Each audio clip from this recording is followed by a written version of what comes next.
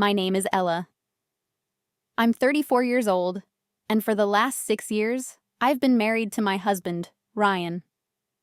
We met through mutual friends, and what began as casual dates soon turned into something I believed was special. Ryan had a calm demeanor that drew me in. He always seemed so in control, offering stability that I had craved since losing my parents in my early 20s. For a long time, I thought I had found the person who would always have my back. But life has a way of unraveling even the most tightly knit illusions. We never had children, not for lack of trying. After years of hoping and several rounds of fertility treatments, we came to accept that it wasn't going to happen. Or rather, I accepted it. Ryan, on the other hand, seemed increasingly detached. "We're enough for each other," he used to say in the early days. But as time went on, his words felt hollow, like he was convincing himself as much as me. Lately, Ryan had been acting distant, his once tender gestures replaced by cold indifference. He'd come home late from work, always with some excuse. "It's just the new project," he would mumble, avoiding eye contact. I tried to believe him, but the gnawing feeling in my gut wouldn't go away. One evening, while sorting through some paperwork in our shared office, I stumbled across something that froze me in my tracks. An unfamiliar bank statement. The account wasn't in both our names. It was his alone, and there were large withdrawals I couldn't explain. When I confronted Ryan, he brushed it off. "Don't you trust me? It's for a surprise I'm planning," he said, flashing me a smile that didn't reach his eyes. I wanted to believe him, but the unease wouldn't let me. Something was off, and I needed to know what. A week later, on a Saturday morning, the phone rang. Ryan wasn't home, so I answered. The voice on the other end was unfamiliar. "Hello, this is Dr. Harper's office. I'm calling to confirm Ryan's appointment next Wednesday." "Appointment?" I asked, trying to keep my voice steady. "Yes, for the consultation he scheduled last month," the receptionist replied. She hesitated, then added, "He mentioned you might come with him." I thanked her and hung up, my mind racing. Ryan had never mentioned any doctor's appointment, let alone a consultation. What could he possibly need to see a doctor about without telling me? That evening, I decided to press him. "Ryan, I got a strange call today from Dr. Harper's office. What's going on?" His expression darkened, and for a moment, he looked almost panicked. But he quickly composed himself. "It's nothing serious, just a routine checkup." "Since when do you hide things from me?" I demanded, my frustration boiling over. He sighed, running a hand through his hair. "You're overthinking this, Ella. I didn't want to worry you." But I was worried, and his evasive answers only fueled my suspicion. By the time Wednesday rolled around, I couldn't resist following him.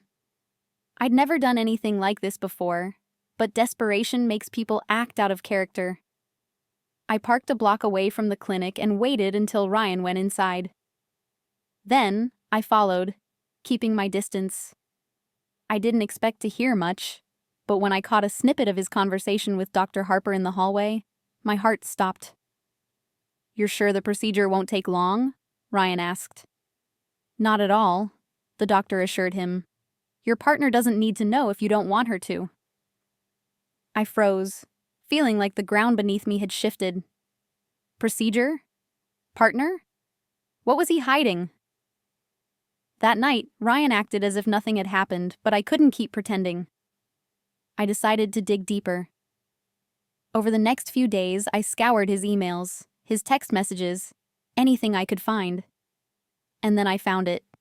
A series of messages to a woman named Lauren. The tone was far too familiar, the words laced with affection. My chest tightened as I read the last message. "I'll tell her soon. Just give me time." Lauren. The name burned in my mind. I couldn't let this go. I needed to confront him, but I wanted proof he couldn't deny. So, I waited. The opportunity came sooner than I expected. Ryan had left his phone unlocked on the kitchen counter while he showered. My hands shook as I scrolled through his messages with Lauren. What I found confirmed my worst fears. Not only were they having an affair, but Ryan was planning to leave me. They'd even discussed selling the house, my house, without my knowledge. When he came downstairs, I was waiting for him, his phone in hand. "Care to explain this?" I asked, my voice trembling with anger. His face paled, and for once he was speechless. "Ella, I can explain," he stammered. "Explain what?" I snapped. "That you've been lying to me? That you've been seeing someone else? That you've been planning to sell the house behind my back?" "It's not what you think," he said weakly, but his excuses were meaningless. The trust between us was shattered. Over the next week, Ryan moved out. I filed for divorce and changed the locks on the house. But the story didn't end there. A few weeks later, Lauren showed up at my door, visibly distraught. "He's been lying to me too," she admitted, tears streaming down her face. "I had no idea he was married when we started seeing each other." Her confession left me reeling. I'd thought I was the only one he'd deceived, but it seemed Ryan's lies ran deeper than I could have imagined. Lauren and I talked for hours, piecing together the web of deceit Ryan had spun.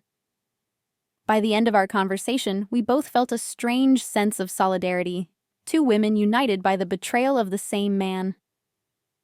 Months passed, and life slowly began to stabilize. I rented out the house and moved into a smaller apartment, determined to start fresh. But Ryan's shadow lingered. One day, while I was grocery shopping, I felt someone watching me.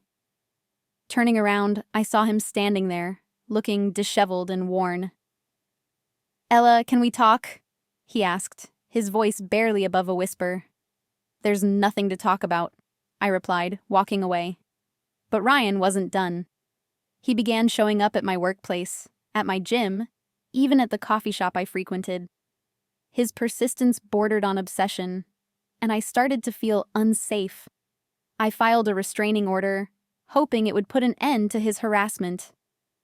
The last time I saw Ryan, he was being escorted out of my office building by security. He looked at me with an expression I couldn't quite place. Anger, regret, desperation. But I didn't feel sorry for him.